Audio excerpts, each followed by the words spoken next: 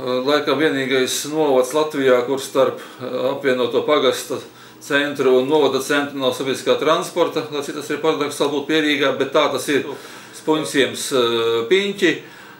Diemžēl ekonomika parādīja, ka viņš ir pilnīgi nerentabls, jo nebija to braucēju. Un arī es neticu, ka šodien tie braucēji būs, jo skolniekus mēs nodrošinām ar pašvaldības apmaksāt autobusu, skolniekus atved un aizved. Savukārt iedzīvotājiem, jo saikne ar pašvaldību Salas pagastā nodrošināta pilnībā. Mūsu speciālisti izbrauc nedēļā reizi uz vietas, pusdienu tur ir pieņemšana, brauc arī priekšsēdētājs, brauc izpildirektors, sociālās dienests ir katru dienu. Tā kā pamat vajadzības no pašvaldības, teiksim, puses ir nodrošinātas Spunciemā uz vietas. Pārējiem, diemžēl šobrīd es neredzu nekādu iespēju, ka kāda kompānija apzināti ar zaudējumiem braukšu šo maršrutu Spunciems un Spunciems Piņķi.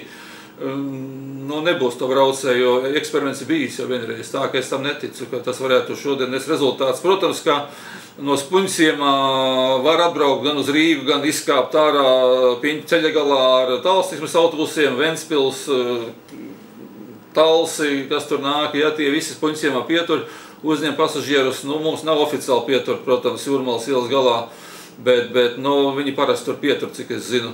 Tā ka es neredzu tuvākā laikā iespējas nodrošināt šo sabiedrisko transportu, jo kādam par to būtu jāmaksā un tie izdevumi būtu pietiekami lieli, ja būtu maršruts.